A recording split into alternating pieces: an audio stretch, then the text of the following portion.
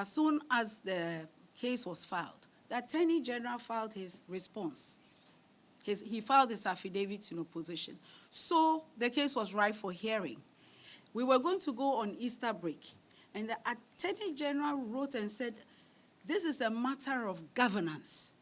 So could the court issue hearing notice for the case to be heard? And the court was going to sit on the Wednesday.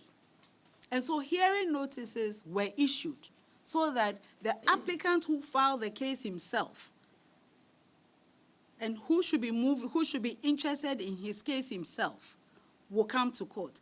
And all the different, the two other respondents will also come to court. So the bailiff went and served all of them with hearing notices.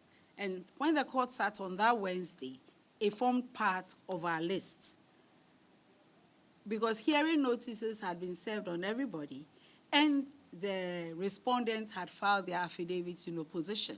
At least the Attorney General had.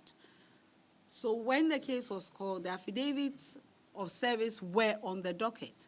We knew that the applicant had been served, Speaker had been served, Attorney General had been served, Speaker's lawyer was in court, Attorney General was in court, Attorney General had filed his affidavit in opposition, so nothing should stop the hearing. It gave the impression that the applicant was not interested in being served. So I called for the bailiff and put him in the box and said, did you swear to this? Read it to everybody.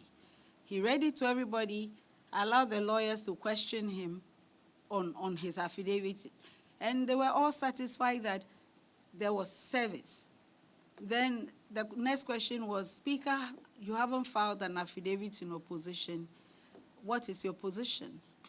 And the records of the court are available. Speakers had an objection to the application and asked that they should be dismissed. And the Attorney General asked that they should be dismissed. And so we dealt with the application on its merit and ruled on it. So I have spoken to the generality of the arrangement. Now, if you have been going to the Supreme Court covering proceedings, you will discover that we hardly adjourn cases now because of this. It's working well.